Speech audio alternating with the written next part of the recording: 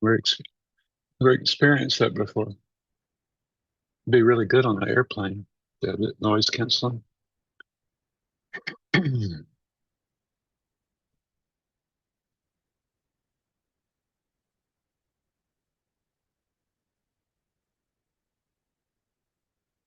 प्रणाम गुरुजी। That's that. प्रणाम गुरुजी। That's that. Gurudev. That's that. I don't know why it always looks on my computer screen like I'm not quite sure how to help you with that. like I have makeup on, lipstick or something. I'm happy to see you, Guruji. Humble pranam. That's that. Good to see you. Thank you.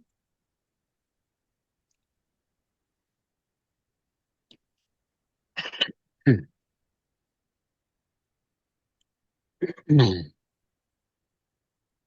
was a little bit of congestion this morning.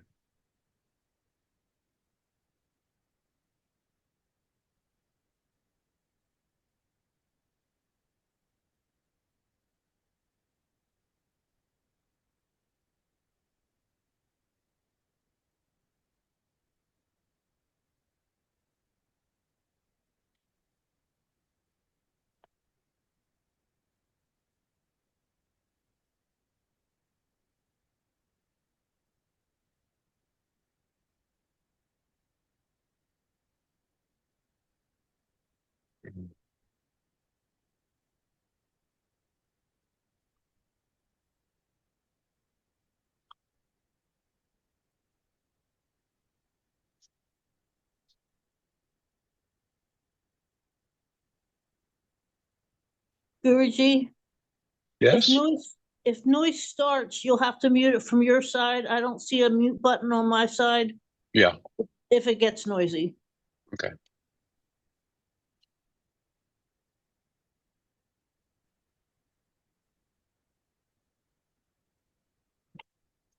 I had some thoughts yesterday that I don't think I've ever really shared this with anybody. Um, I don't like talking about myself. I'm not never have been comfortable talking about myself, even though most of you just know me through me talking. Um, but I mentioned I've lived in many ashrams. And, one of the first ashrams that I lived in uh, had a Indian uh, guru, and he, he Mahatma. He was a very uh, good Mahatma Adharananda, Mahatma Adharanandaji, and he was a sannyasin uh, monk from India. And I moved into the ashram, and I was not knowing about ashrams other than just what I had heard and observed. I thought, well, this will be an ideal uh, way to live for meditation. If you remember in the autobiography of Yogi, Yogananda thought the same thing. Remember the first ashram he moved into. It wasn't Sri Yukteswar, it was a spiritual figurehead who had an ashram. So he moved there for the ashram environment. But he found out that after moving there that there were there were so many activities, so many ashram activities that he had very little time to meditate. And the other uh, disciples in the ashram, there's bickering and jealousy and gossip, and he was surprised to see all of those things in ashram. Uh, well, I over the years I experienced uh, similar things, but the first प्रणाम ashram Guruji. on that side, the first ashram I moved into, uh, I thought would be perfect for meditation, because I was already meditating for long hours. And I thought, well, I'll work in the ashram and do service in the ashram, in the kitchen or in the grounds, or uh, anything that Mahatma Dharana wanted me to do, I would do. And first thing he had me do was be his driver. So I would drive him around, and we would go to different places where he would give satsang, and I would be the driver. And then one day he told me that he would have to make a change, that I would have to that the ashram needed income, and so he wanted me to get a job. Well, I was willing to do absolutely anything he asked of me. It didn't matter what it was. I had never had a job before that. I'd never worked, had never applied for a job, never had a job, and I also had no education. So I applied for a job that would accept a manual laborer, something that would just be manual labor. And so the job was digging ditches. So I found myself working 6 days a week from sun up, because it was so hot. We started at 6:30 a.m. digging ditches by hand with a shovel, and then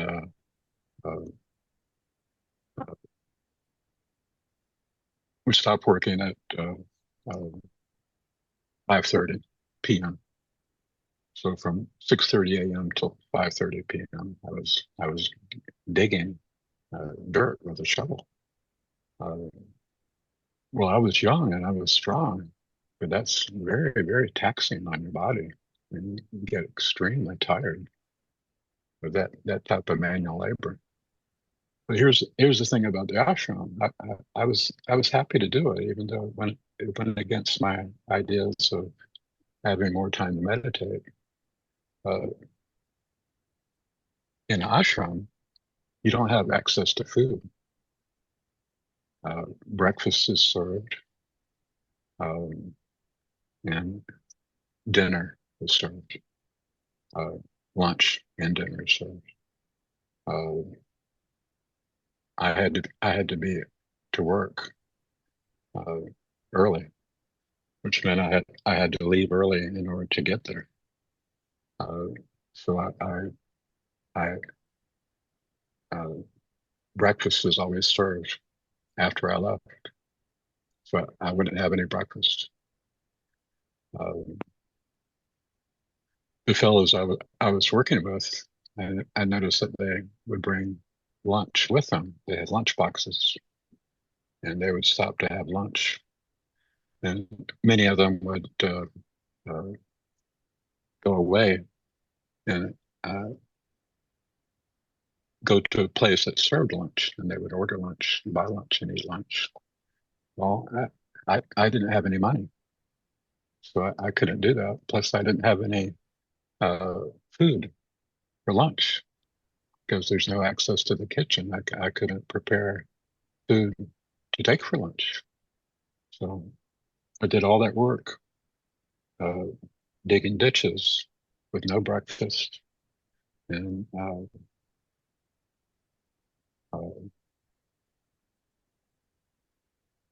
lunch. And then often I would get back at the ashram later, because I would have to find a ride. I didn't have a vehicle, so I was always searching for a ride. Well, often I would get back to the ashram after dinner was already served. So I was going without breakfast. I was going without lunch, and often I was going without dinner. Plus doing that hard manual labor and continuing to meditate for 6 hours a day, 3 hours in the morning and 3 hours in the evening. So that was the situation in the ashram.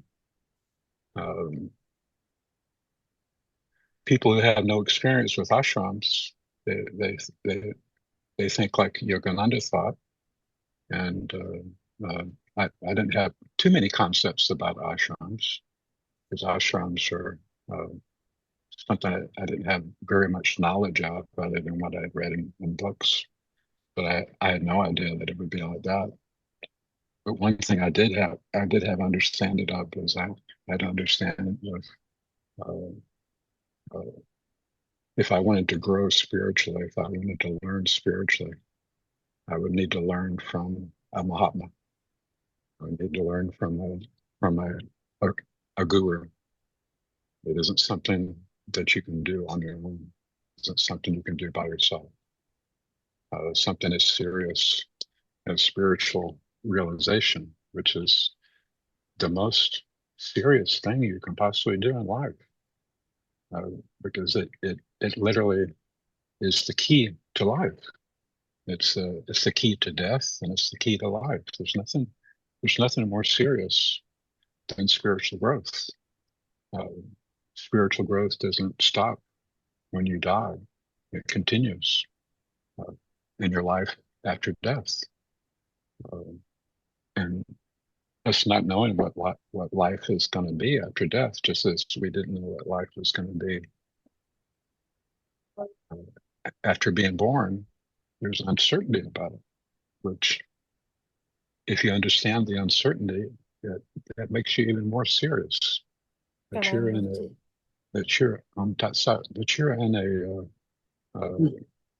a precarious situation as a human being.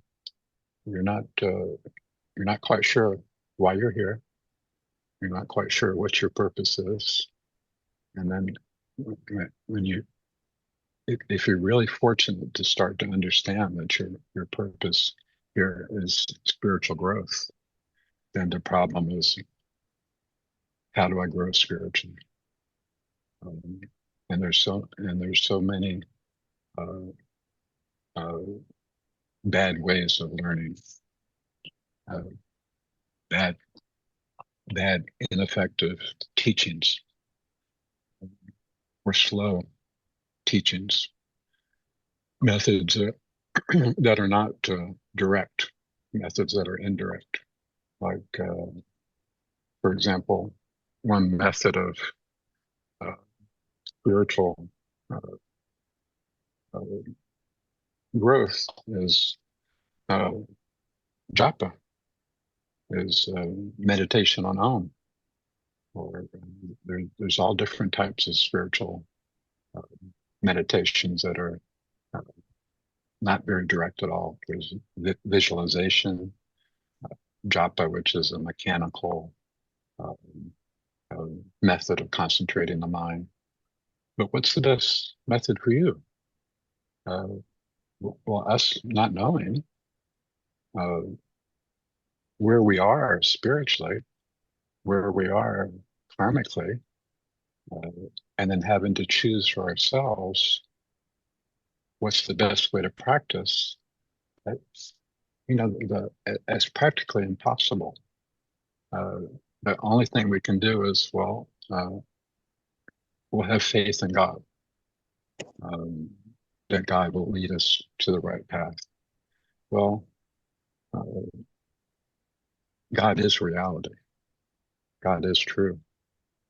But God is also, being reality and being true, lives in truth, doesn't live in Maya. And we live in Maya every day. We wake up in Maya, we go to sleep in Maya. God doesn't live in Maya, we do. So God isn't a person that comes to you and guides you personally. God is a massive, infinite reality. But we think that we can pray to God and that God will guide us. Many people have thought that for many centuries. In India, yoga practice, Patanjali was a, a large proponent, a large factor in spreading scientific spiritual practices. What he taught essentially is Kriya Yoga. It was more what is called Raja Yoga, which is complete yoga. So we can call it Kriya Yoga. Kriya Yoga, Raja Yoga are very similar. But there's Bhakti Yoga, there's Karma Yoga, there's Raja Yoga, which is the world yoga. Which yoga is best for us? Just like as a child, think of yourself not as a sophisticated person spiritually, but as an infant, as a baby. We can't even really care for ourselves. We do the best we can to care for ourselves physically, but how do we care for ourselves spiritually? We don't know. We can have faith and people who say that they can guide us, but more times than not, the people that say that they can guide us can't guide us at all. They themselves don't know what they're doing, but they like to teach. They want to teach, so they try to help us, and it's not very good help because it isn't professional help. Meaning it isn't pro expert help. It's people that are interested in spirituality, like we're interested in spirituality. They're not masters of yoga. Masters of yoga are very rare. So if you want to grow spiritually, the fastest way, the quickest way is through the practice of yoga. Well, out of all the different yogas, who is a master of yoga? Well, we quickly see that there's a lot of people who are popular, and they present themselves as masters of yoga. And if you investigate, you see that in most cases, the reason they're popular is because they propagate themselves as being a master, and people want a master. So if they see some advertisement, or if they hear from somebody that there's a Paramahansa, or there's a master, there's a guru, well, I'll go there and I'll learn from the master. Well, I've been doing this for 55 years. So I've started was in India in the early 1970s, and I've been with gurus and mahatmas and devotees and seekers for 55 years, and lived in many ashrams. So I've seen a lot. I've been exposed to a lot, and I've learned a lot, and I have understood that most people who teach spirituality are not masters, and most of them don't really know very much. They've read some books, they've done some meditation, they've heard stories. They might have attached themselves to somebody who propagates themselves as a master who also is not a master, or they might just not having any exposure to a Mahatma or a master at all. They'll adopt a religion, And there's many good religions, and religions are a path to God. Every religion is a path to God, but they are uh, rather slow. And the reason they're rather slow is because they're they're not personalized. There's not a guru uh, like Jesus, like Krishna, like Buddha, who's there for us, with us, instructing us, uh, helping us on a daily basis. We do it through faith, and we do it through ritual. So if we feel a special fondness for Jesus, we'll adopt Christianity, or if we feel a special fondness for Krishna, we'll adopt devotion for Krishna, and we'll learn different practices of Christianity and different practices of devotion, and different practices of Raja Yoga, Kriya Yoga, meditation, which is what Raja Yoga, Kriya Yoga is. We still don't have personal instruction. So nothing has changed.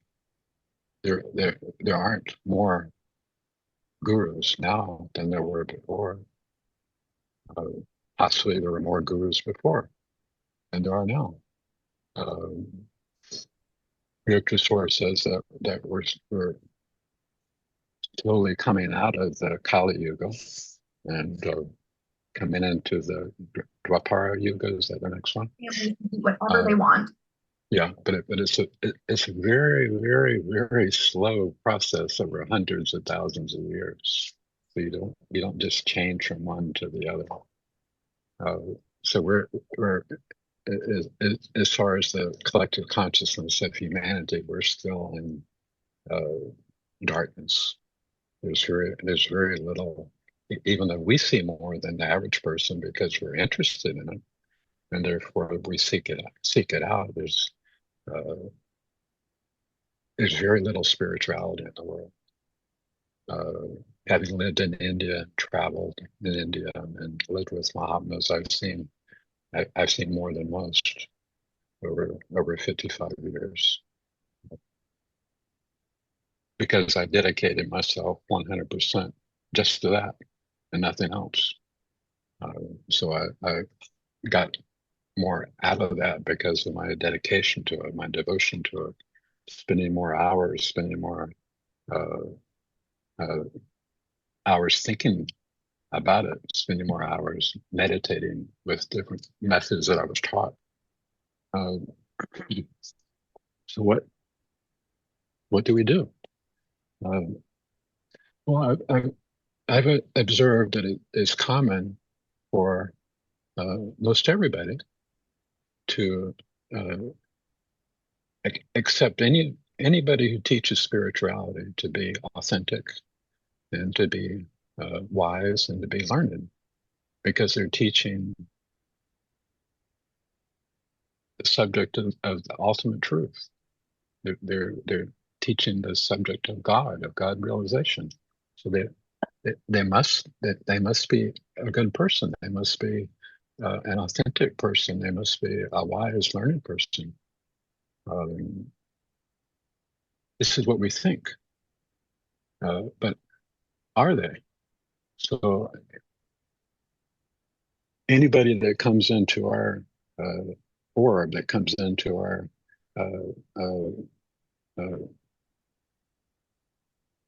noticeable world that we're aware of and teaches spirituality, we listen to them, and we attempt to learn from them. But they can be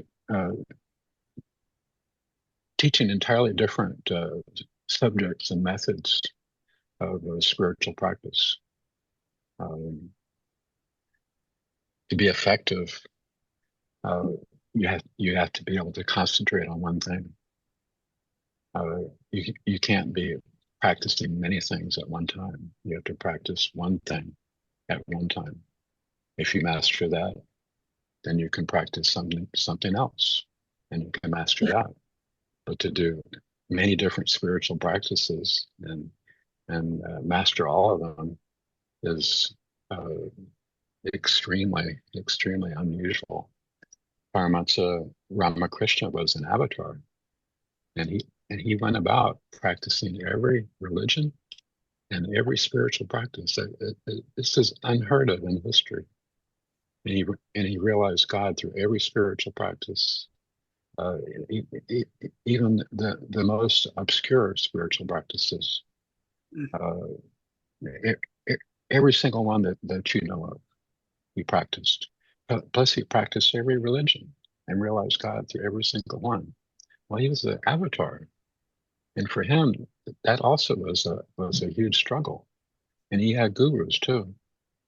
He had a yogini guru, a master, a woman master, and he also had Totapuri, who was a Dwight Vedanta master. I'm a disciple in the lineage of Totapuri as well as Yogananda. So we have somebody.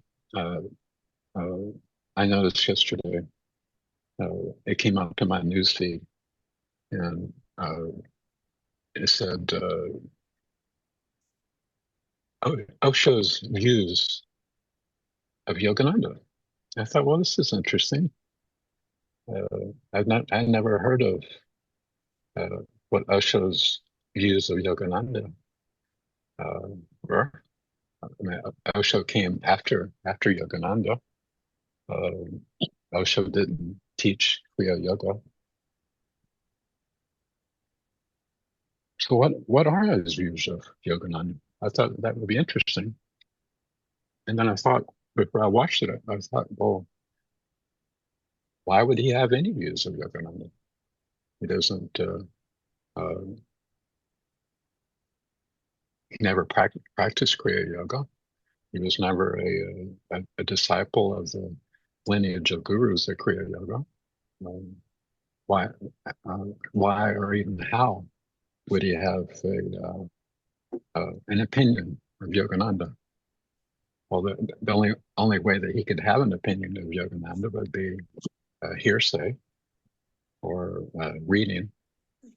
And so I listened to a few minutes of it. It wasn't really that interesting. He basically just said that Yogananda was a good guru, but he could have been better. That he wasn't at as high of an elevated state as himself. He was more of a devotional teacher rather than a Vedantic teacher, which is all not true. And myself, growing up in the United States, Osho came to the United States and bought a large amount of property in the United States and started an ashram in the United States. And he was on the evening news just about every night, because there were all sorts of bad things happening in the town that he bought, where he bought this property. A lot of bizarre things, a lot of mean things, a lot of dishonest things, a lot of strange things. I was never interested in him. I listened to a few things that he said on recordings. In other words, a recording of his voice. I saw some of his books. I saw that what he wrote and what he said were entirely different. What he wrote was beautiful and perfect, Vedanta. But what he spoke was gibberish. And most of it was not true at all. And it certainly wasn't Vedantic. There's something odd here. And he it was found out and proven that he was doing some really bad things. I mean, he had an arsenal, for example, an arsenal of weapons to protect his property from the government, and he eventually was indicted by the FBI, and he fled. He tried to flee the country in his private plane, but the FBI found him before he could fly off, and they found out a lot of horrible, despicable things were going on, perpetuated by him. And myself, being guided by perfect masters and Mahatmas, I saw that what he was teaching was show. It wasn't true. So I learned early on that there are teachers and there are gurus that Gurudev. that's it, that are not good, that are not truthful, and what they're teaching is a mishmash of ideas, opinions, not real guidance based on a lineage of gurus like we have with Yogananda and Sri Yukteswar and Paramahansa and Babaji, for example, or Ramakrishna Totapuri and Ramakrishna's disciples, Vivekananda, for example. So I developed an ease of evaluation for my own purposes of how much time I would give to somebody and to see if what they were saying, what they were teaching, if it was true or if it even made sense. This is something that our lineage of gurus spoke of freely. They spoke of, now remember, this is 100 years or so ago, but they spoke freely in what was the modern time then of the false gurus, of the fake spiritual teachers that they spoke out about. And they pointed it out to others that this person is not true, that this person is a liar, that this person is teaching gibberish. Lahiri Messiah pointed this out. Sri Yukteswar pointed this out. Babaji pointed this out. So I was always exposed to truth can be proved. The truth can be shown. That it shouldn't be accepted on faith. It should be accepted on practice and realization. It should be demonstrated. Truth to be truth, a spiritual teacher should demonstrate truth. It shouldn't just be talk. Now, spiritual teachers are also human. I never expected or even thought that Paramahansa Yogananda was perfect.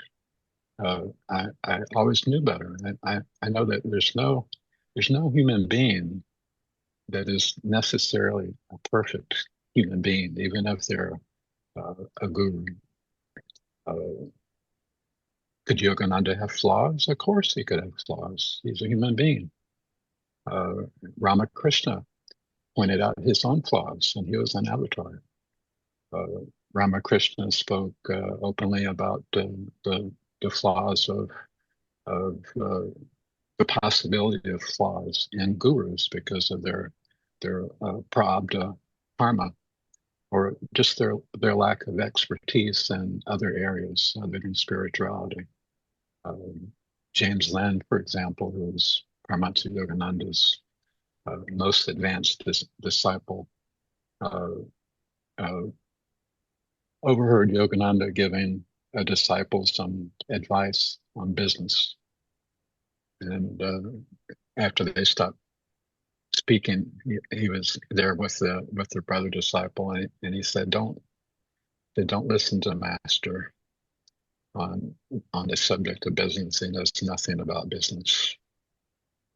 Which is true. He didn't know anything about business. He had some business ventures that he failed at, and failed very badly. One was a dairy farm where he had an idea to raise goats, and they would sell goat milk and goat cheese, and purchased a bunch of goats for that purpose, and it never was successful. It's just one thing that they were trying to do to make money. His expertise was spirituality, spiritual teaching, spiritual realization. He wasn't an expert in all matters. Yogananda was teaching at the time of World War II. The name Hitler, if you just mention the name Hitler to people now, it's like, don't even say that. That's a curse word. Well, you have to understand that just as in today's times, we have various beliefs based on what we know and what we think of today, and society is constantly changing. Look how much.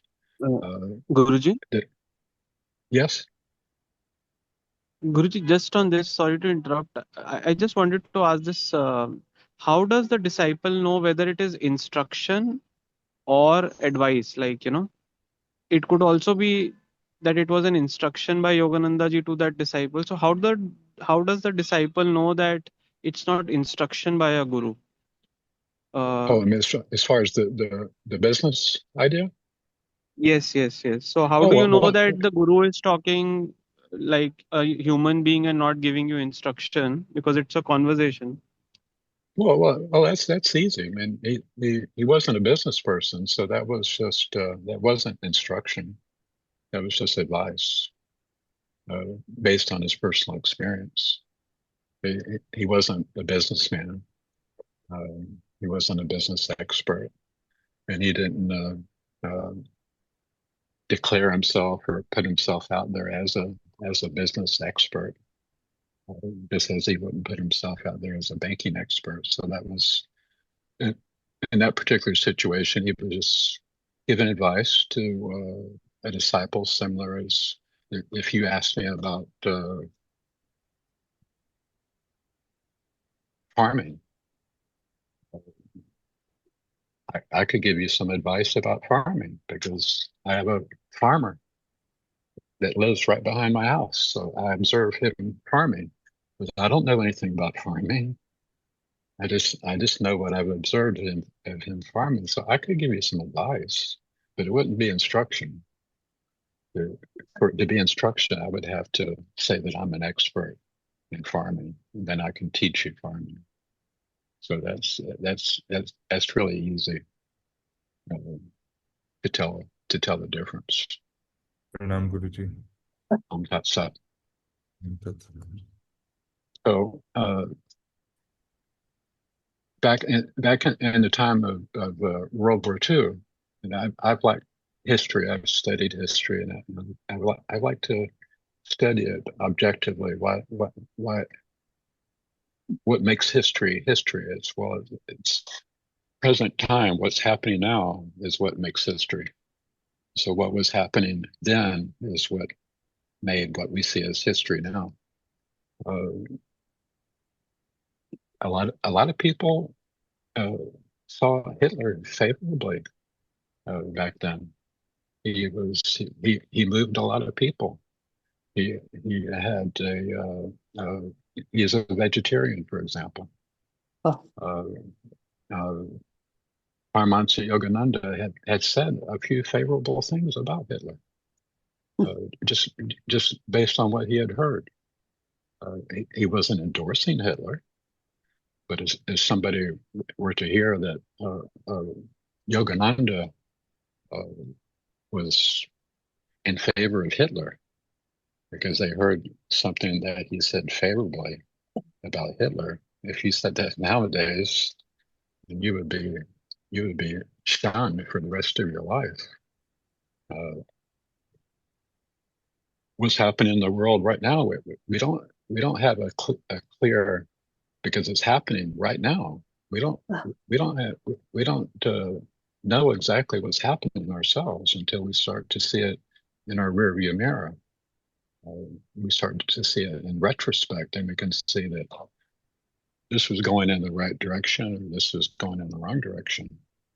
So, with everything spiritual, you have to approach it as this should be proven. This should be fact. This should be demonstrated. Talked about as an introduction, sure. Talked about as instruction, sure. But it doesn't stop with instruction. Instruction is just the prelude. It's just the beginning. It's just the instructing. It's the basis of how to practice.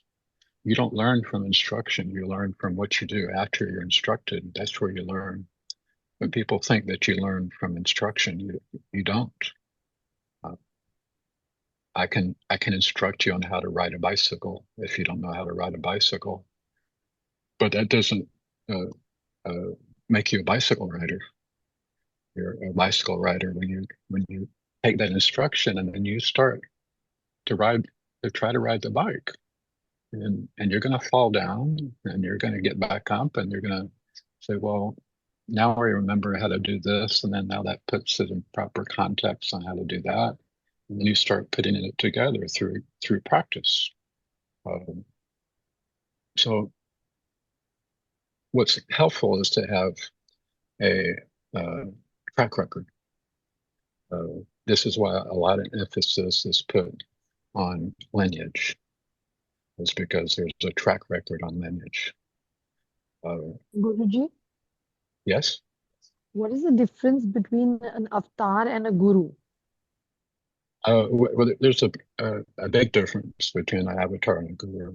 And an avatar is actually an incarnation of God. It's a big event, and it doesn't always happen. In other words, there isn't always an avatar on Earth. It happens from time to time, and it actually is God taking human form.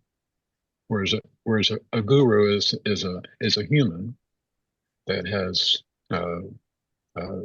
through practice become self-realized through learning from someone who is self-realized. And so a guru can teach self-realization, or if he is self-realized, or a guru can teach God realization if he's God realized. But a guru is not an avatar. Ramakrishna was an avatar. But could everybody recognize Ramakrishna as an avatar, or like it's not like it's how does it get known? How does it reveal? Well, there's also an easy way to know, is that an avatar will make people perfect, will purify a person, has the power to do that 100%. Even against their will, even if they don't want to be God realized, he can make them God realized. That's the power of an avatar. Yogananda, not being an avatar, being a guru, would tell disciples, I can only do so much. You have to do this much. I can only do so much. You have to do this much yourself. Yogananda had,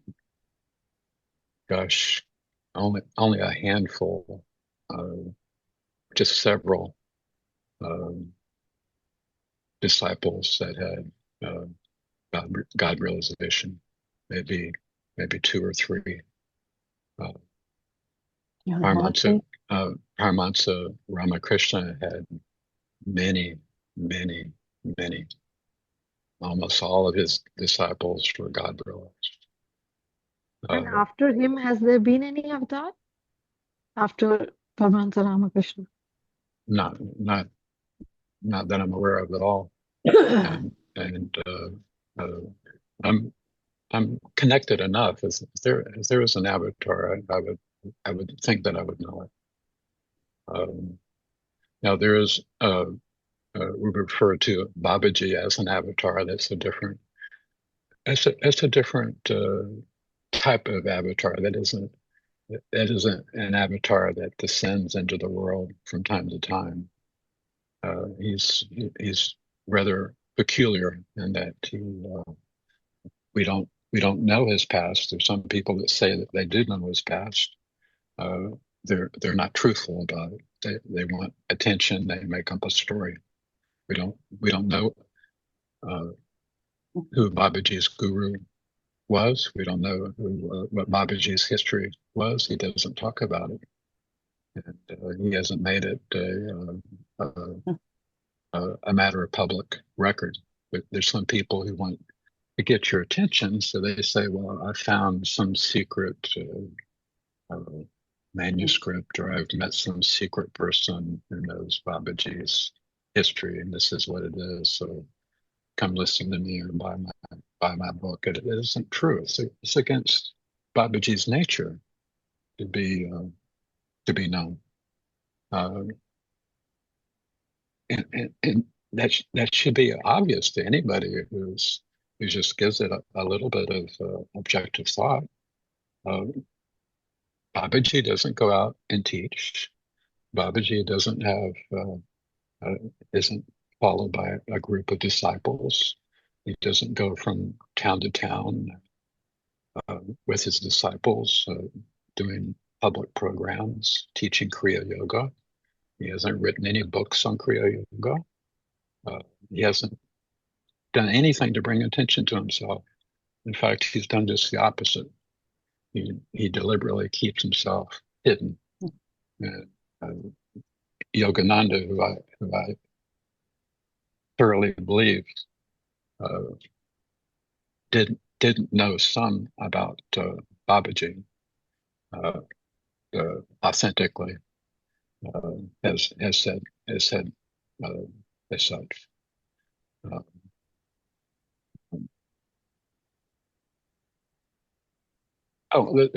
This kind of brings up another point. I'm kind of changing the subject a little bit, but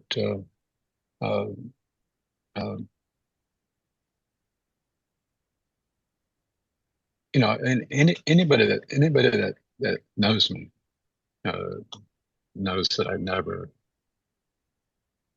it is completely against my nature to criticize anybody or anything.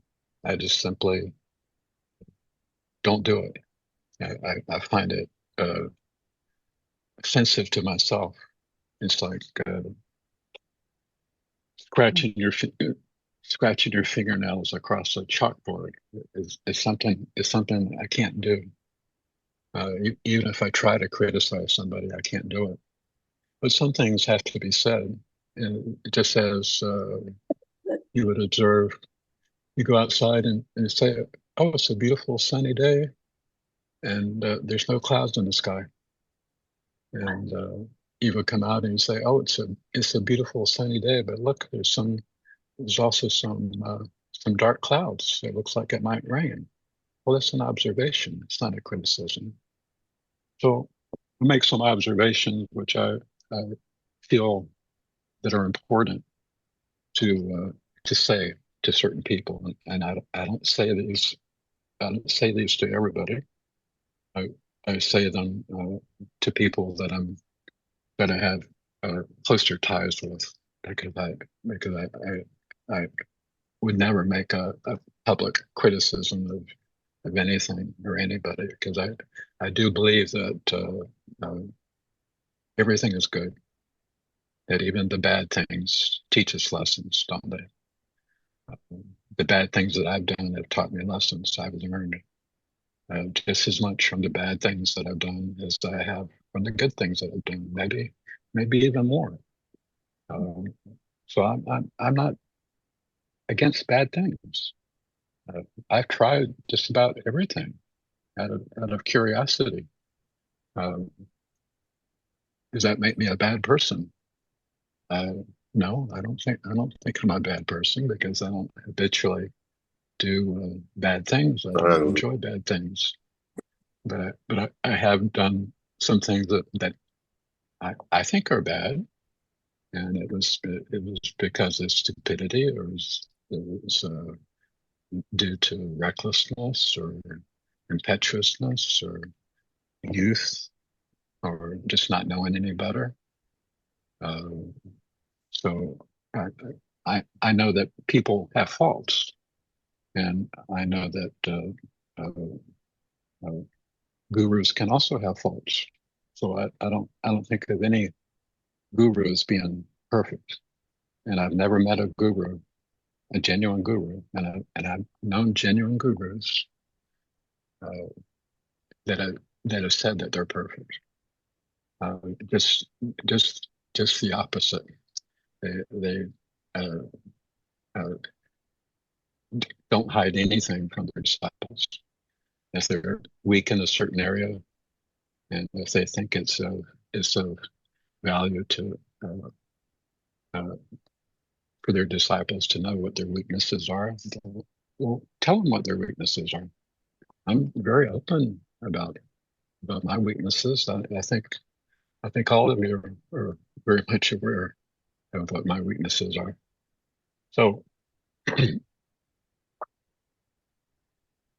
having said that, I've been a member of Self-Realization Fellowship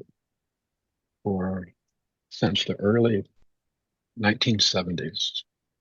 But I've been a member of Self-Realization Fellowship for a long, long time, much longer than most people have, most people that are living. And so I have a real deep fondness and a deep reverence and love for Self-Realization Fellowship. I think what they do is really beautiful. My exposure to Self-Realization Fellowship is through their books.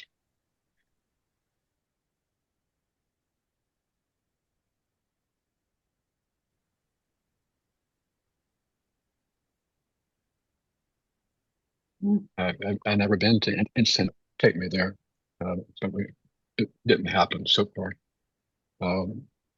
So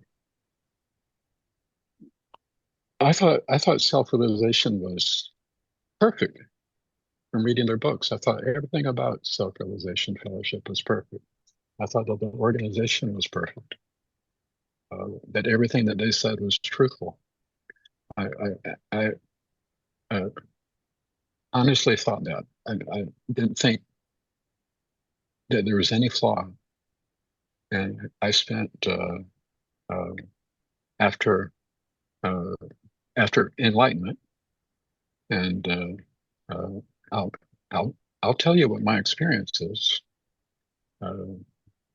Those of you that know me know that I freely tell you what I experience, and also what I think and what I know.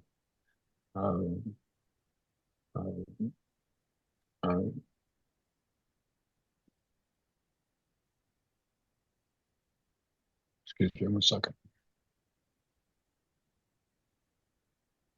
So after this happened to me, and many of you know the story, I thought I had this real urge, compulsion to be with a direct disciple with Paramahansa Yogananda, to talk to someone who was a direct disciple of Yogananda. So I found out that through some coincidences, I found out that, for example, I used to live on Treasure Island. It's a little island off the coast of Florida.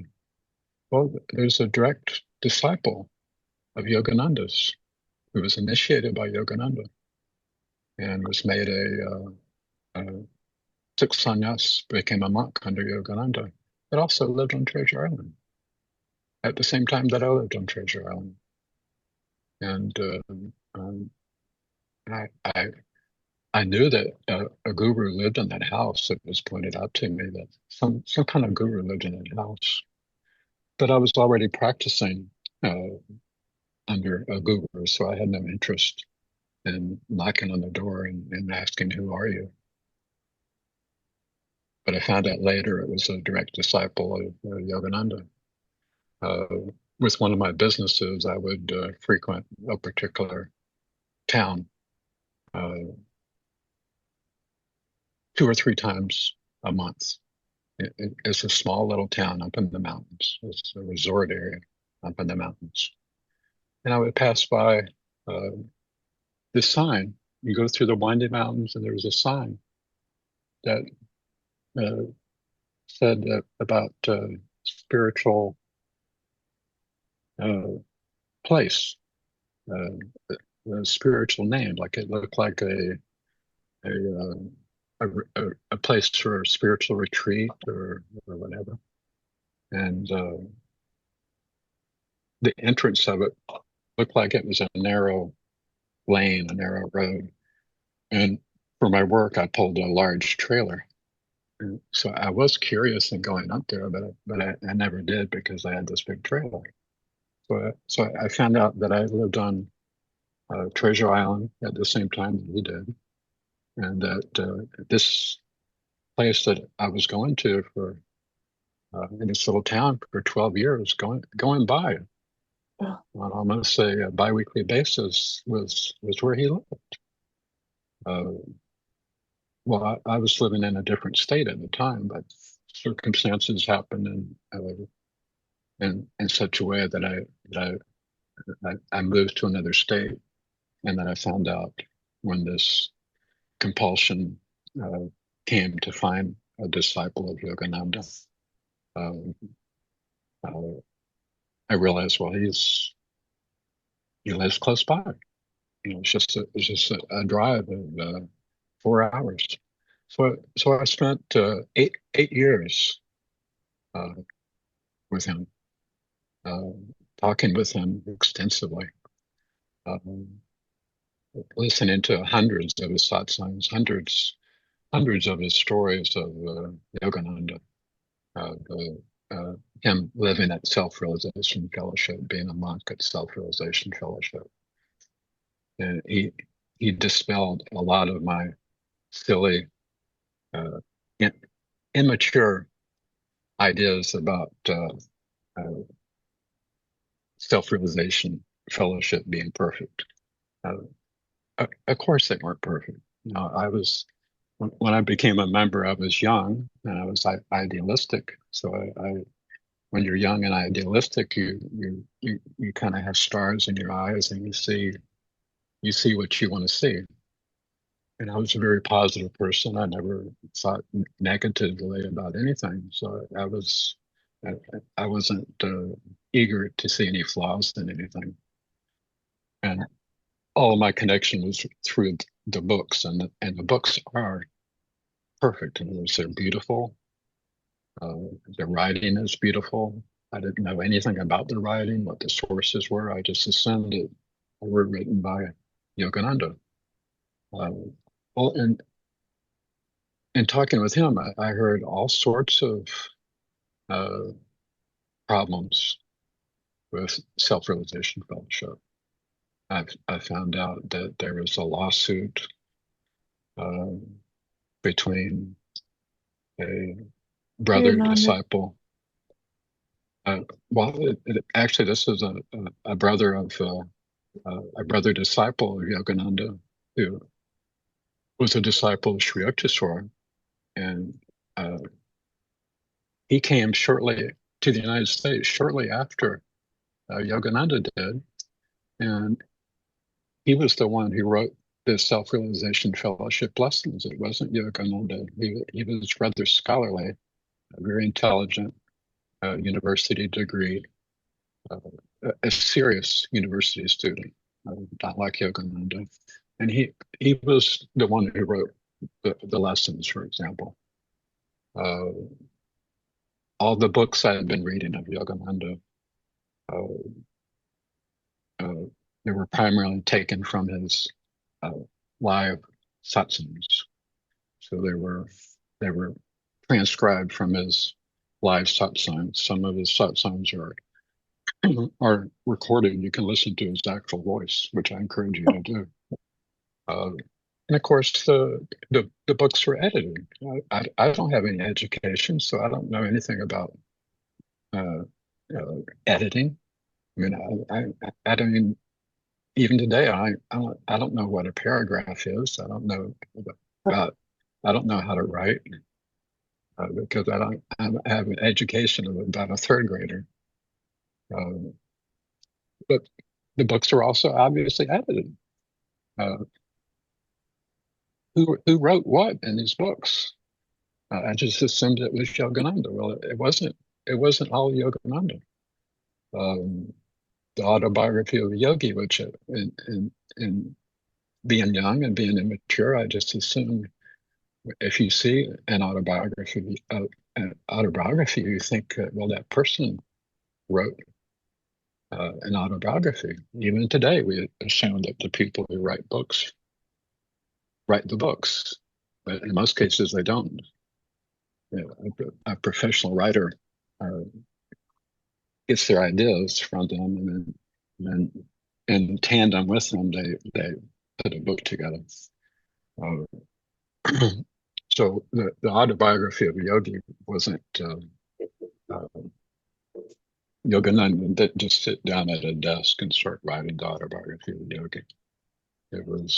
He was helped by others that had expertise in writing, expertise in the English language, expertise on the skills of writing,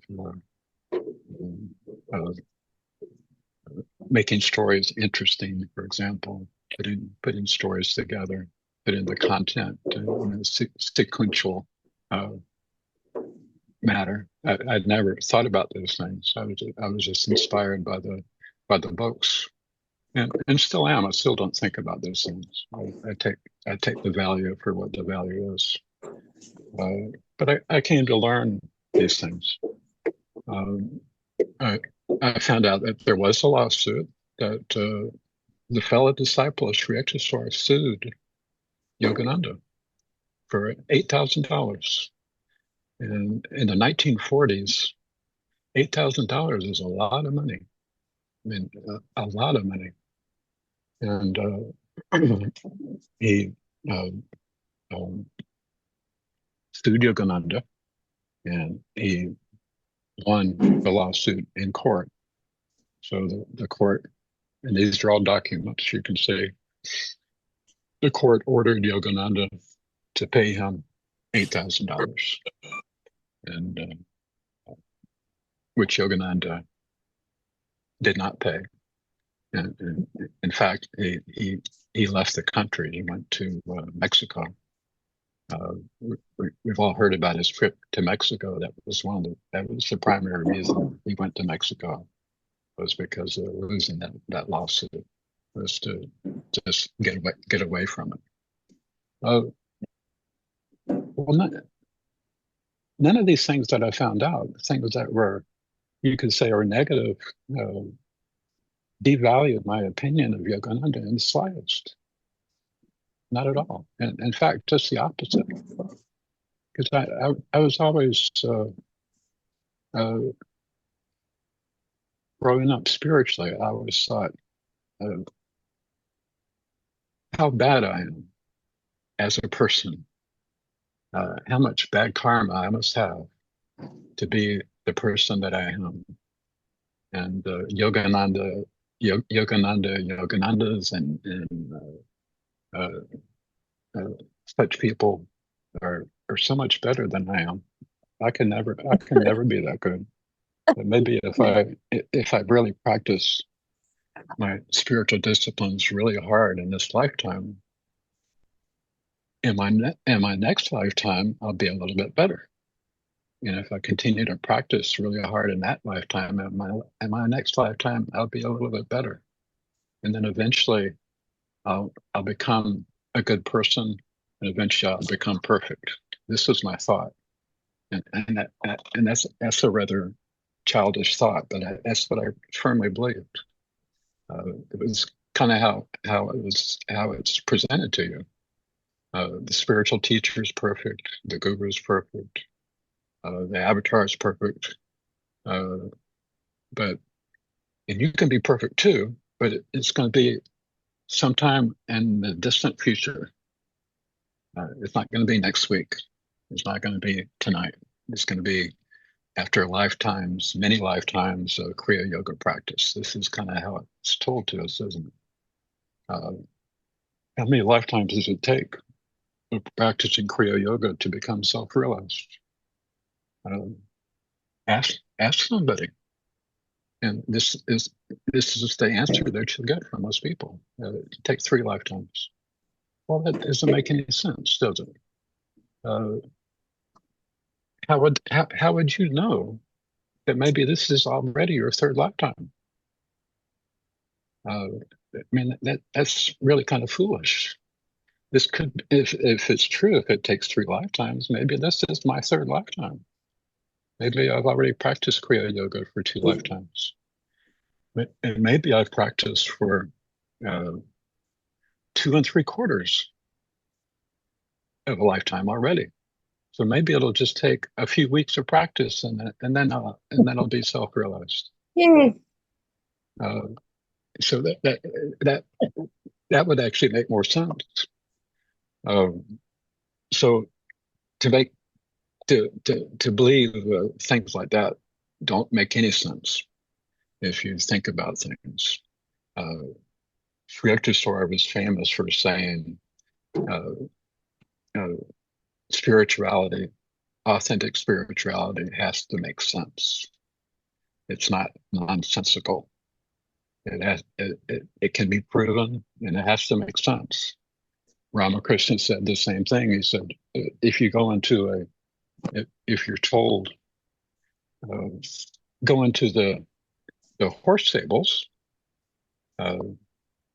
to get your horse to ride, and you go in there and you find a cow. You don't find any horses, but you find cows in the horse stable. Something's wrong. Something's not quite right, is it? Well, you find this in spiritual teachings all the time, in modern spiritual teachings. Now this comes to a point that I was exposed to this morning. And those of you that know me, it takes me a long time to get to a point of things.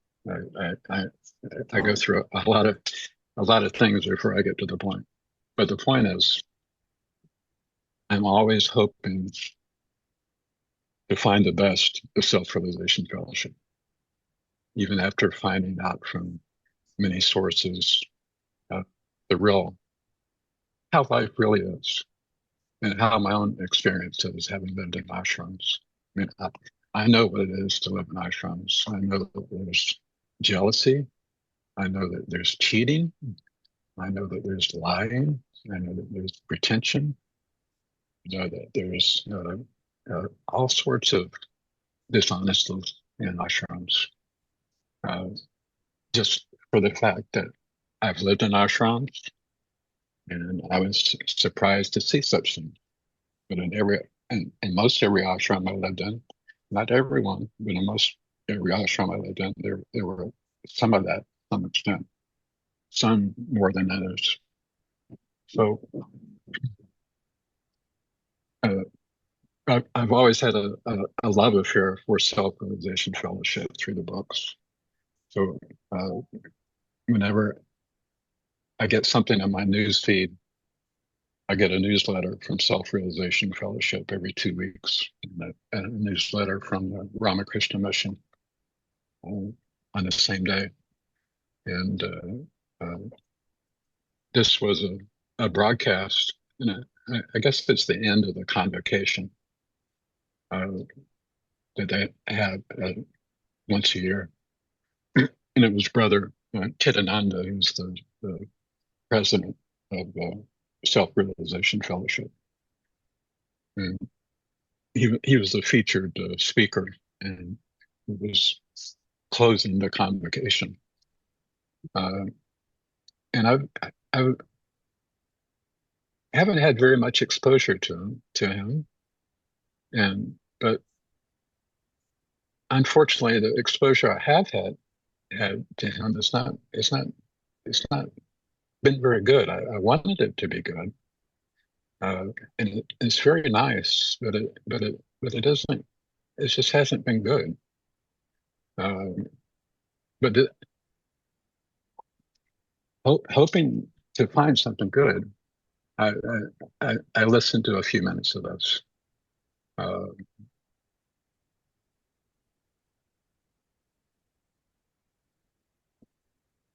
He starts out and he says,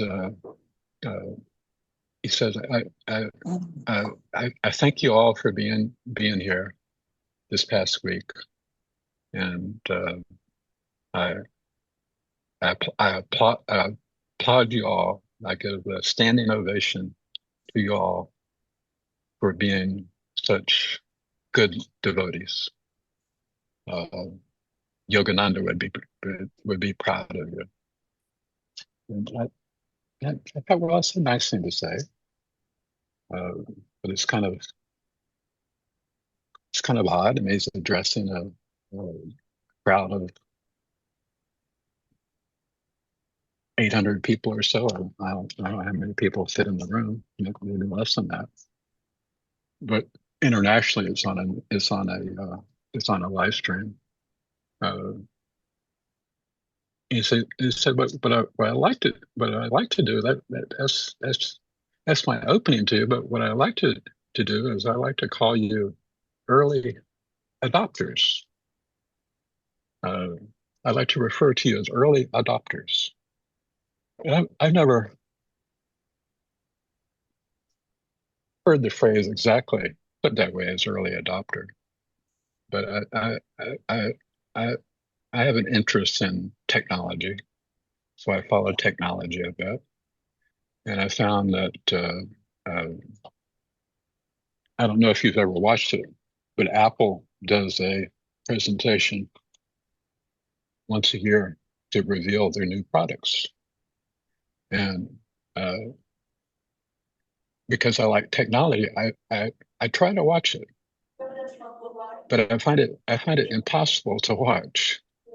I find it so there's something so wrong about it. It's all incredible enthusiasm for something that I'm not quite sure what it is. What is it? What is the enthusiasm for? It's a product. It's an Apple product. We'll say a cell phone, for example. They have many products, but let's say it's an Apple cell phone. And they have incredible enthusiasm for this product. Enthusiasm that this will make you supremely happy. And that this is the latest, newest, best thing that ever has been and ever will be. I mean, this is the best of the best of the best. And it's the newest. And we're revealing it to you now for the first time. And their enthusiasm is just at a fever pitch. And I find it very uncomfortable.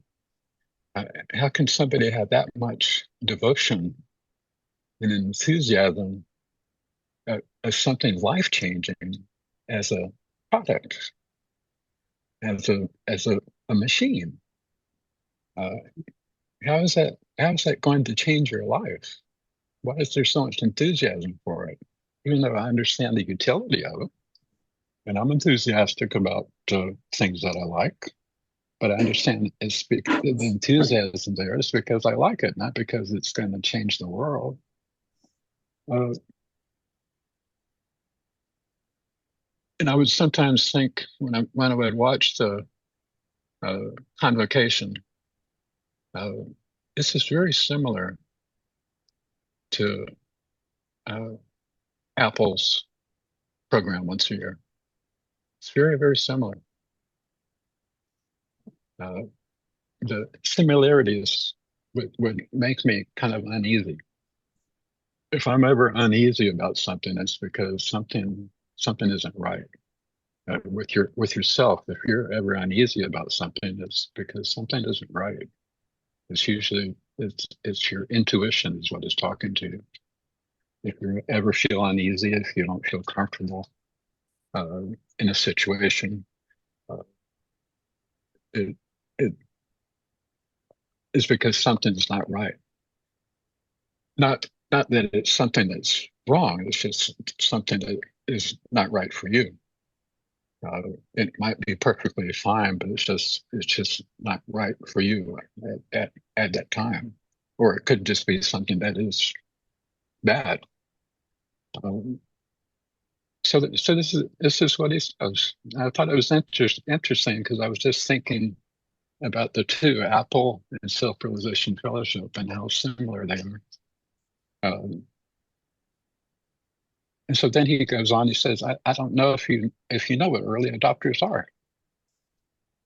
I just listened to this morning. He said, I'm a tech enthusiast, and I'm a corporate enthusiast, and I'm a tech enthusiast. An early adopter is those who get there first. In other words, the first with the new tech. Whatever the new technology is, they're called early adopters. They're the ones that are there first. Like I was around before Amazon became a big thing, and Jeff Bezos just started Amazon by selling books on the internet out of his garage. Now it's a big, huge behemoth. This is how things grow. So this is what is so odd. Is he goes on to compare Kriya Yoga to the best new thing, the best new tech. And then he speaks to the audience. He tells the audience, and I'm looking at you, and I see you as being the early adopters. You're the first. Out of all the people in the world, you're the first to embrace the best new thing, Kriya Yoga. So we're going into a higher spiritual age, which first of all isn't really true. We're coming out of the Kali Yuga into Dwapara Yuga, which Dwapara Yuga is better than the Kali Yuga, but the Sat Yuga is the really a high spiritual age. So things are slowly evolving, but extremely slowly. To say that you're an early adopter to the most ancient thing that's ever existed, which is Kriya Yoga, is the most ancient spiritual practices. There's nothing more ancient than Kriya Yoga. It's just so wrong in so many ways that I was very disappointed. Every time I listen to him talk, I'm very disappointed. It does sound very corporate. It does sound very cutting edge, high tech similarities. It's not the Kriya Yoga. It's not the Kriya Yoga that I know. Now, I was taught Kriya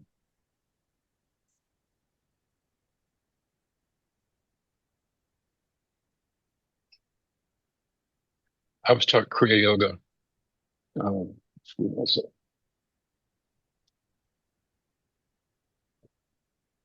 Getting too cold.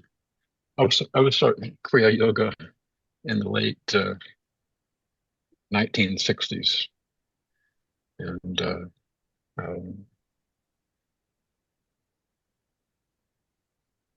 I was taught authentic Kriya Yoga by sannyasin Mahatmas, self-realized Mahatmas, by many self-realized Mahatmas, and they were taught by enlightened perfect master gurus. And I knew these perfect master gurus, and I knew many of these Mahatmas, and what they taught me was ancient. It goes back. It's all in the Upanishads. It's all in the Rig Veda, one of the most ancient of scriptures. It's all there, and we only have about 30 minutes left, but I could go through every scripture, every ancient scripture, and I could go verse by verse by verse, and I could explain every verse to you as it is, as it relates to Kriya Yoga. So Kriya Yoga is the most ancient thing. And we, members of Self-Realization Fellowship, meaning I'm a member, I don't know if you are, I'm not an early adopter at all. I'm the furthest thing from being an early adopter. Kriya Yoga's been around for thousands and thousands and thousands of years. And it's not new, it's ancient. Nothing has changed with it. I was taught yoga as being a hard practice, a practice of giving up, of not getting, but of giving.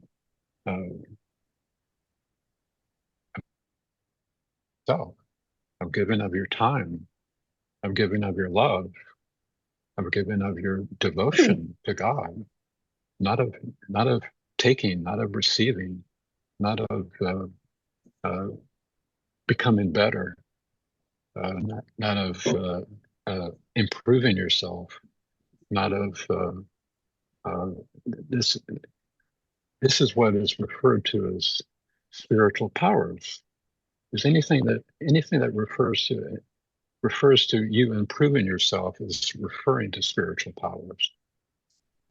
Spiritual powers, which we all have, where most of us are unaware of them, but as created by God, we're given these spiritual powers. It's who we are. It's what we're made of.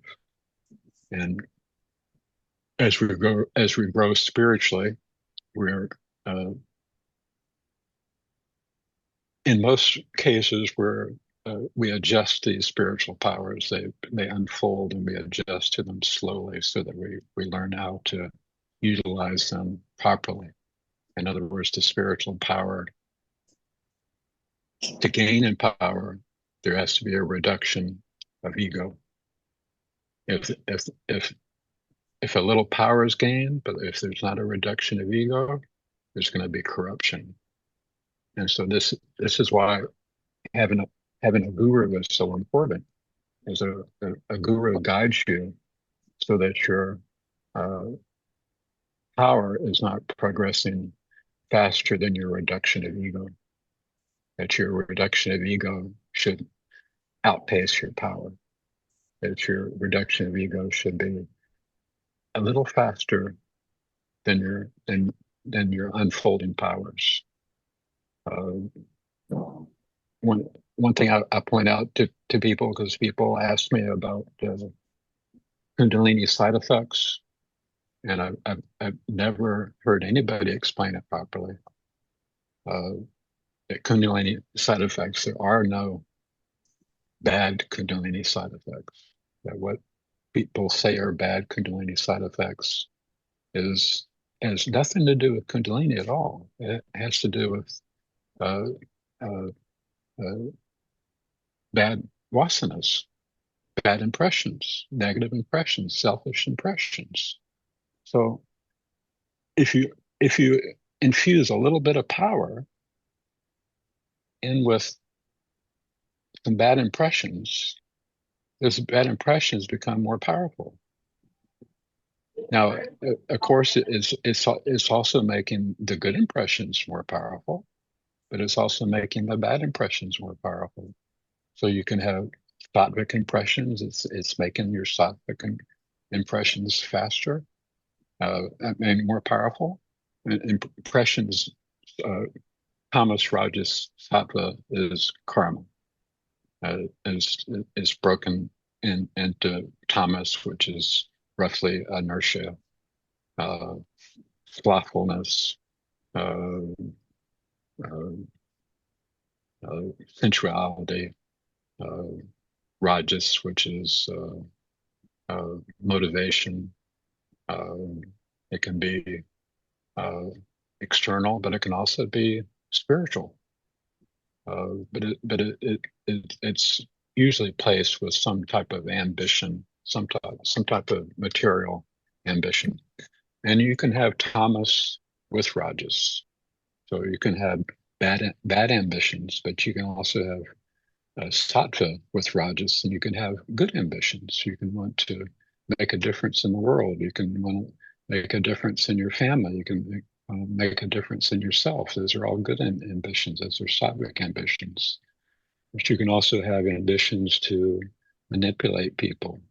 You can have ambitions to acquire things. Those are can be tamasic and rajasic karma impressions. So if you're under the guidance of the guru is very careful not to increase your ego. Just the opposite. Remember the stories of Yogananda saying how incredibly harsh Sri Yukteswar was, and how most devotees that came into his ashram didn't stay in his ashram. They left because they couldn't stand the criticism of Sri Yukteswar. Sri Yukteswar was destroying their ego. Do you know what it feels like to have your ego destroyed? It isn't easy because that's what you identify with. You identify with your ego. That's who you think you are. So if you feel good about yourself, it's because you're say, well, I got an ego boost. I'm feeling good about myself. I accomplished that. I feel proud of myself. If you fail at something, you say, oh, well, my ego's really deflated because I failed. I made a vow and I didn't keep my vow. My ego's deflated. This is how worldly people talk. Well, in people's spiritual realization, authentic self-realization, as taught in the Rig Veda, in the Upanishads, in the Gitas, is the ego doesn't need to be destroyed. The ego needs to be purified. Now, what does it mean to purify the ego? It means to have a selfless ego. This is how God designed the world. God designed the world to work in perfect harmony. Look at the world now. Does it look like it's in perfect harmony?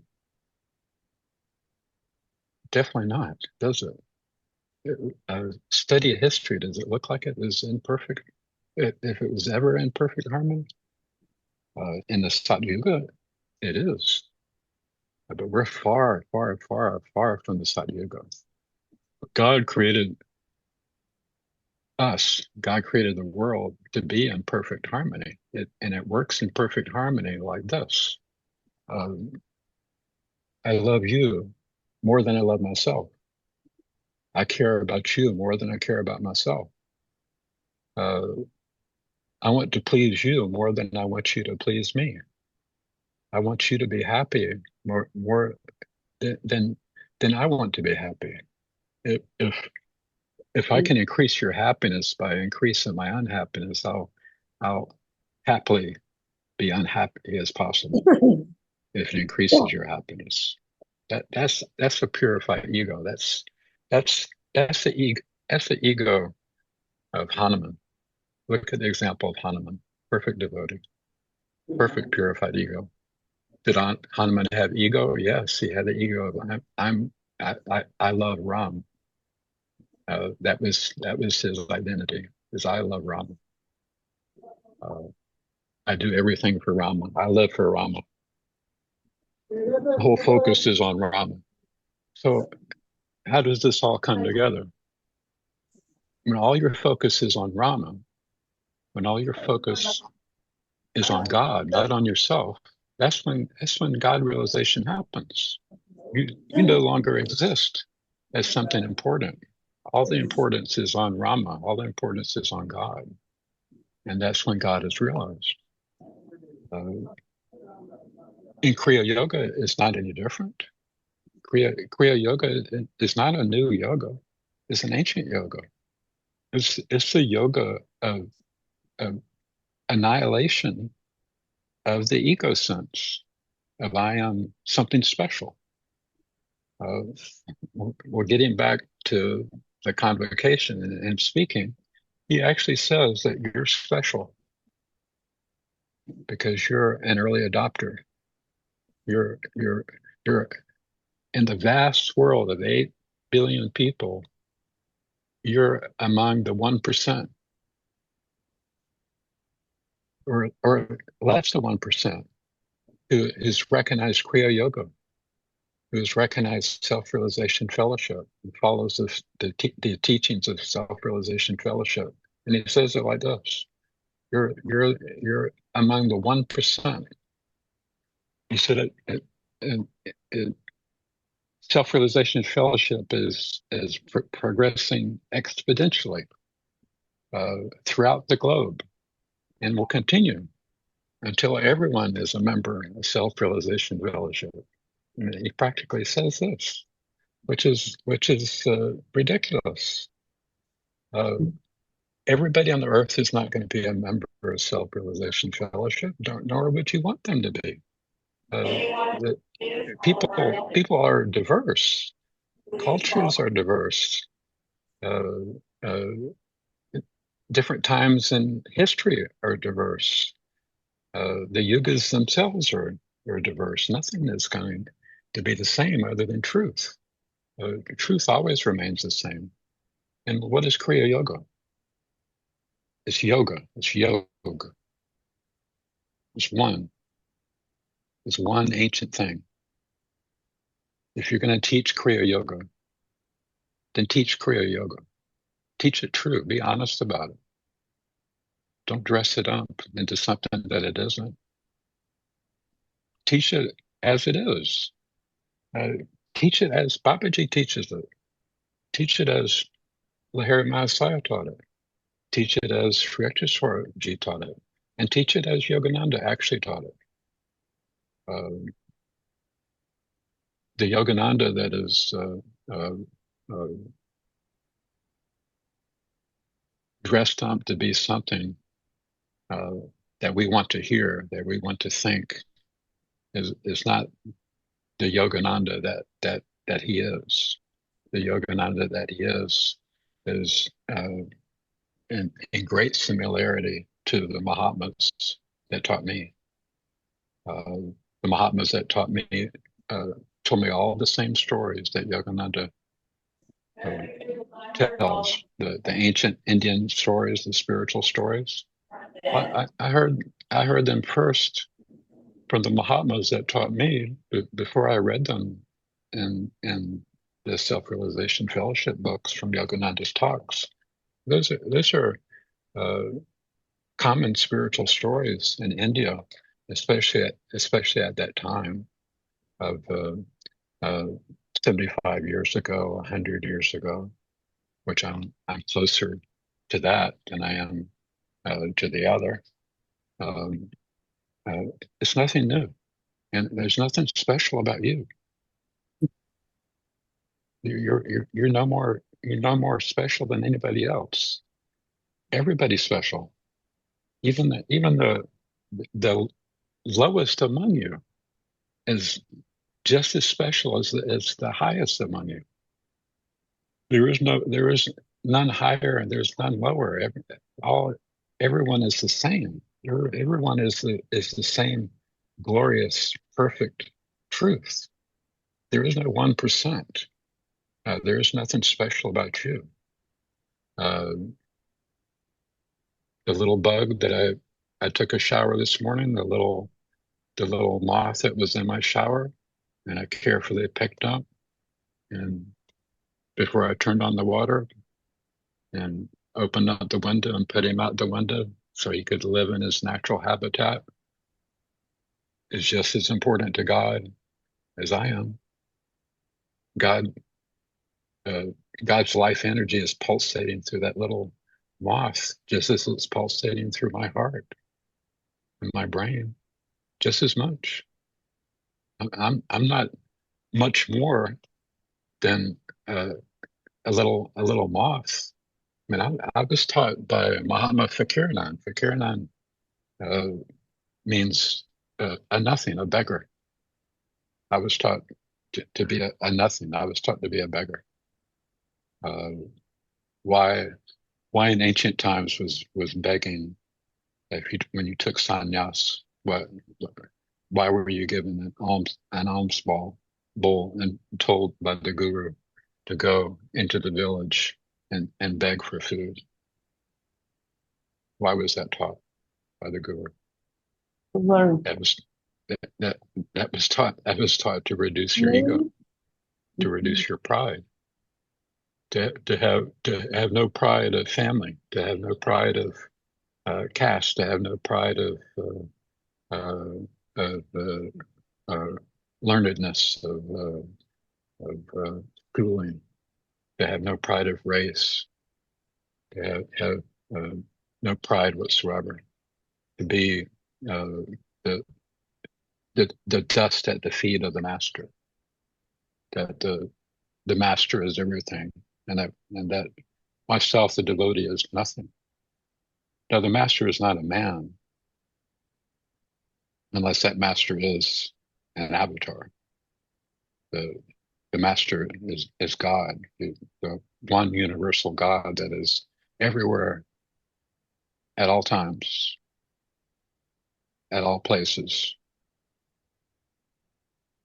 past, present, future. Before the beginning, God was. And after the end of time, God will be. God was never born. God was never created. God will never cease to exist. That's Kriya Yoga. In order to realize that truth, our false notion of ourselves as this little egoic entity of self has to be renounced. It has to be given up. I'm so and so, and I've done such and such, and I'm this and I'm that, or I'm so and so, I'm this and I'm that. Thinking bad of yourself, thinking good of yourself. It both has to be given up. Thinking bad about yourself is not spirituality. It's the contrary. Vivekananda made real strong points about spirituality isn't thinking that you're a sinner. Paramahansa Yogananda also said the same. Don't ever to think of yourself as a sinner is the real sin. You're not a sinner. You're perfect. You're pure. I've told you, those that know me, that when Divine Mother appeared to me and gave me the gift of enlightenment, it wasn't something that I did. It had nothing to do with what I did, other than to love God. Why it happened, when it happened, I have no idea, but it happened. And she told me, that's the first thing that she told me.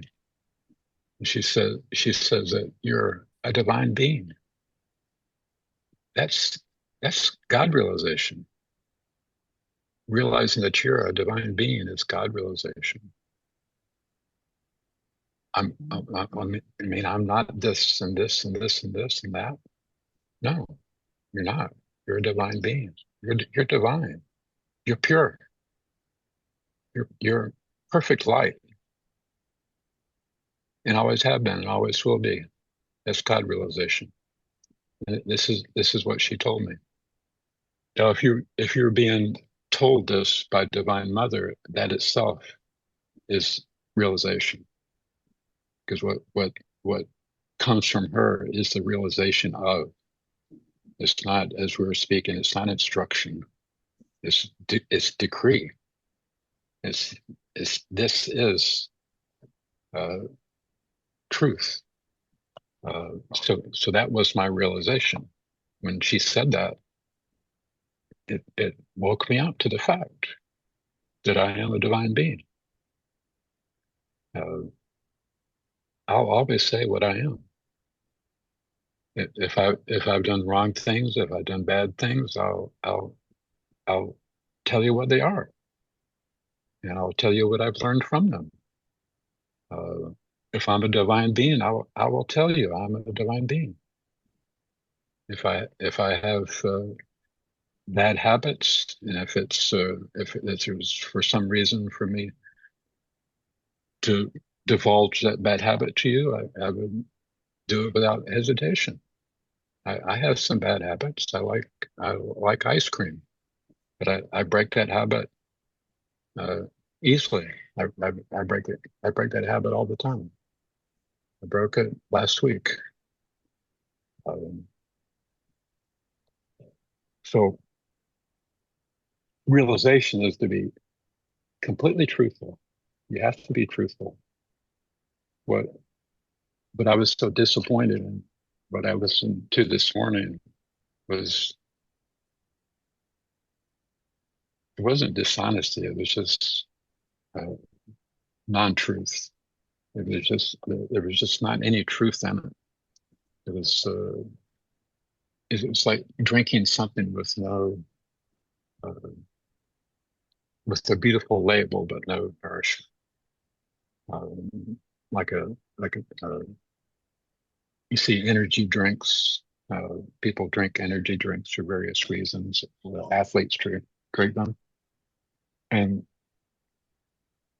if you're not familiar with the particular energy drink, they get your attention by having really bright, gaudy packaging of the energetic color, or the energetic subject, the energetic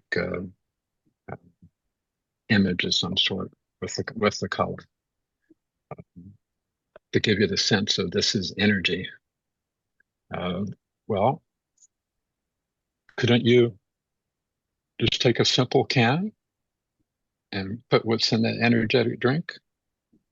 And if you drank it out of the simple can with no labeling, wouldn't it have the same effect on you as the one that has the beautiful fancy labeling? Well, of course it would, if it's true. If it isn't true, it wouldn't have the same effect. It would be there's the test of the placebo. They give the real medicine, and then they give a placebo. And because it's said that this is this, they found that in many cases the placebo has the same effect. It's because of the ideas that are in our mind. Well, if you teach wrong ideas, this is what people will think. This is what they will learn, and so they won't make spiritual progress. Making real spiritual progress takes brutal honesty.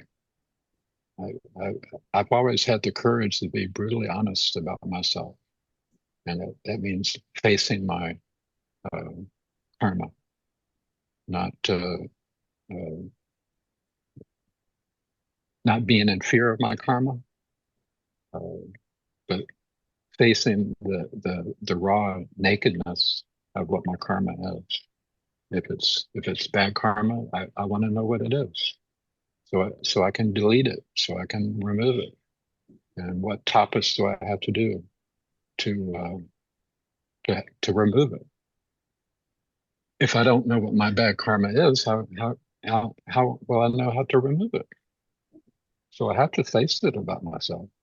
This is what Sri Yukteswar forced his disciples to do, and some were able to sustain the blows of it, and some weren't.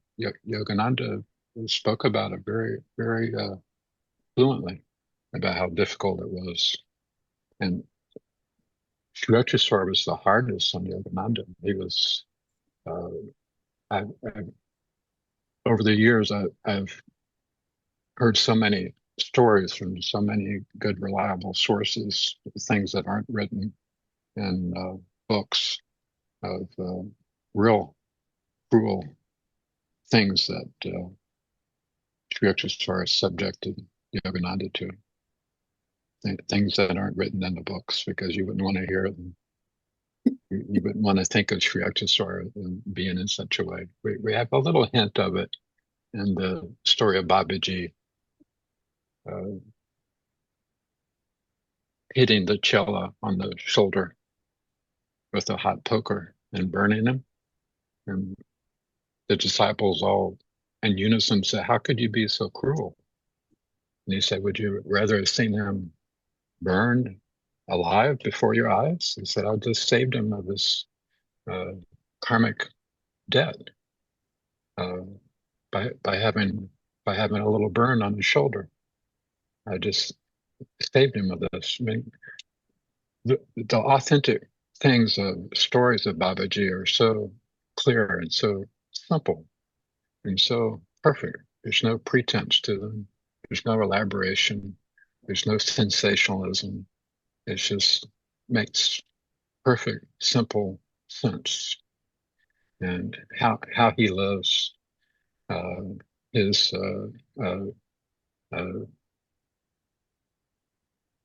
not being interested in living on the earth in particular. He was going to leave the earth. And Babaji has a sister. They say that his sister is as elevated as he is. And that when he told her that he was going to leave the body, she said, "Please don't do that." Uh, and he said, "Well, what difference does it make whether I retain the body or not?" And she said, "Rightly said. What difference does it make? So if it doesn't make any difference, then please keep the body. You just proven my point." And so he laughed and he said, "I can't argue with that. So I'll retain the body for a certain amount of time, but then at some time I will give it up." Um, so many of us, all of us, not many of us, all of us have had some really hard life lessons, some real difficulties. Yeah. The longer you live, the more difficulties you're going to have. You're never going to be spared from your difficulties, but your difficulties, the intensity of your difficulties can be greatly diminished. Like that hot poker, rather than being burned alive. Your karma being unreal is a fact in the relative world, and if you're going to continue to be reborn into the relative world, your karma is relatively real for you, and so it is a law that you will have to suffer for wrongs that have been done, but by the grace of an enlightened guru through funny by enlightened instruction, your recognition of the guru as your guru, you naturally follow your guru's instruction. So the instruction isn't just written in a book and put out for whoever happens to trip across it. It's given specifically for you. That is what a guru is. A guru is a person who gives you specific instruction.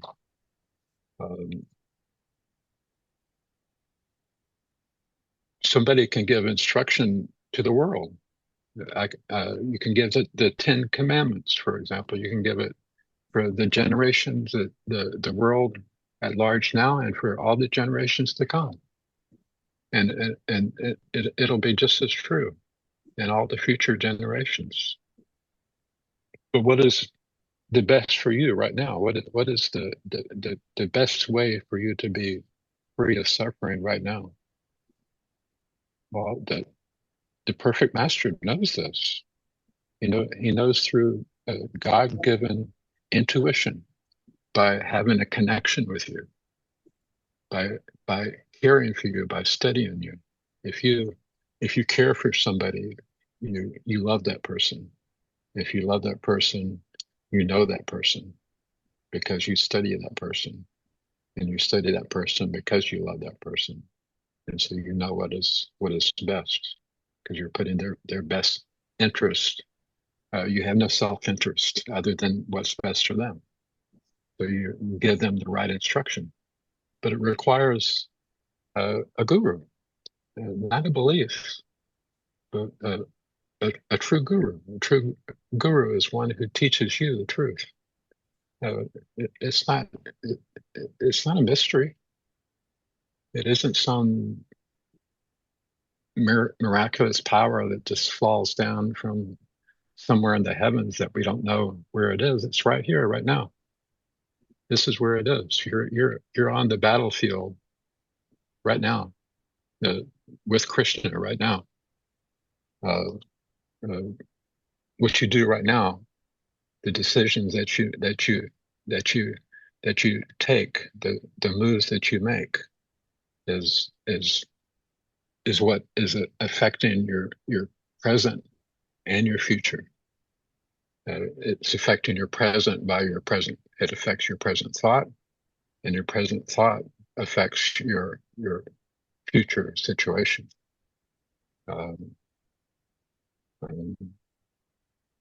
There's something else I wanted to say.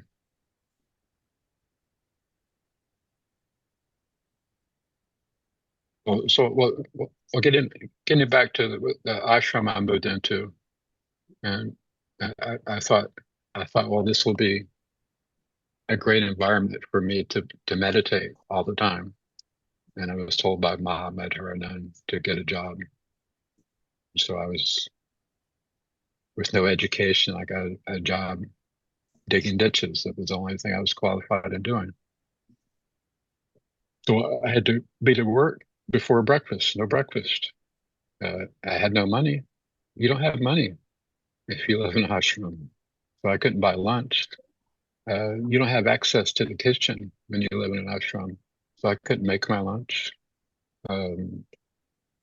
Nobody in the ashram cared about whether I had lunch or not. They never thought about it.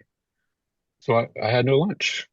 If I got back to the ashram late, which I often did because I didn't have any transportation, dinner was already over.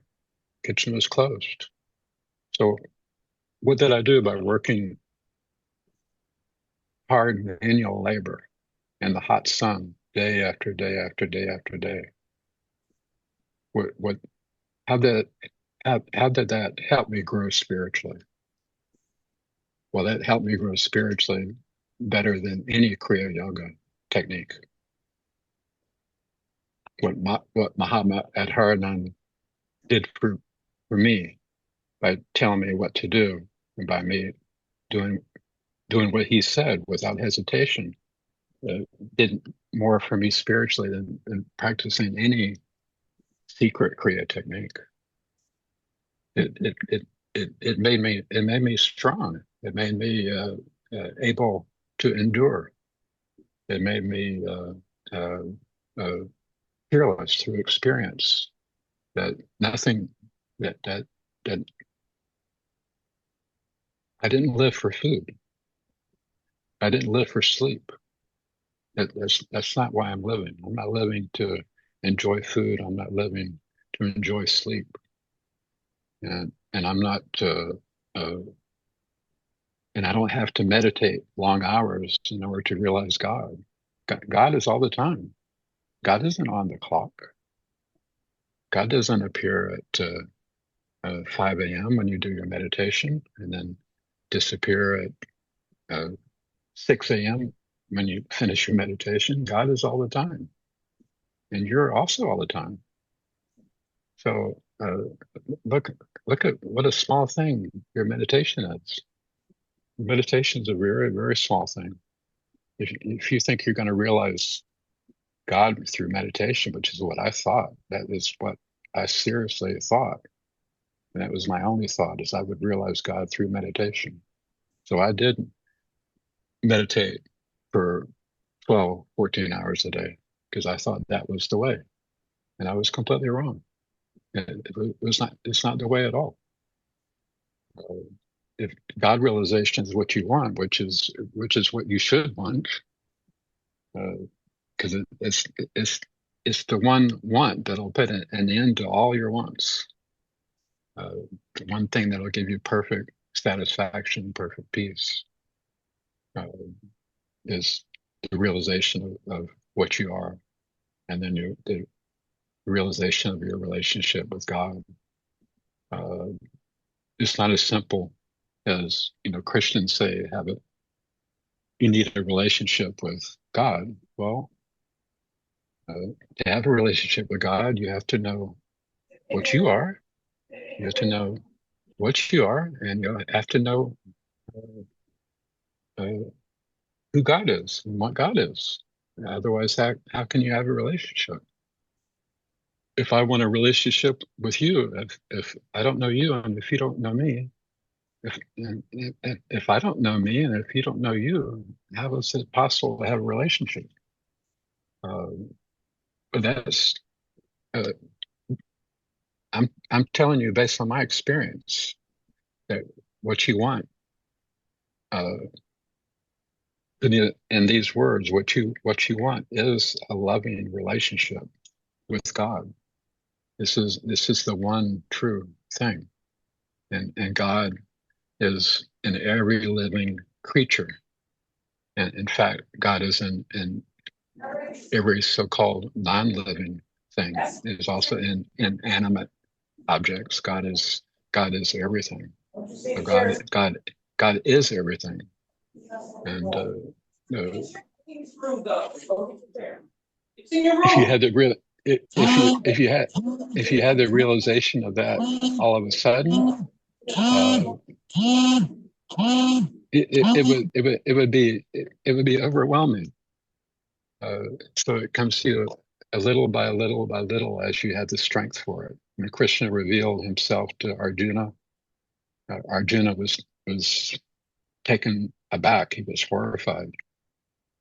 He wasn't able to withstand it. He said, "Please, I want to see your familiar form, the form that I'm used to." So God is introduced to us as in many ways that we can relate to God. And then as we grow spiritually, we start to improve in our perception of the power of God and the extensiveness of God and the glory of God and how all things are possible with God. We learn that through experience. And the beauty is that we can, that experience never ends. I mean, God is endless. So it isn't a lesson that you learn today and then no more lessons are needed. the lessons are the enjoyment. That's the Leela. That's the life. That's the pleasure of being alive, of being able and capable of loving and helping and others. But by doing this, you're interacting with God, by giving encouragement to others, by showing some sympathy with others, by helping others, by giving help when you're able to. The back and forth, the give and take. This is God, and this is God in action. Okay, so today is Saturday, right? Yeah, and so I see everybody. Palmalingi, Yes, sir. TK. ठीक है गुरुदेव. Pranam Guruji. Thank you, That's that. Gurudev. Thank you, Guruji. That's that. Thank you, Gurudev. Om Thank you, Tat Sat, Gurudev. Gurudev. Thank you, Thank you, Gurudev. Gurudev. Om Tat Sat. Om Tat Sat.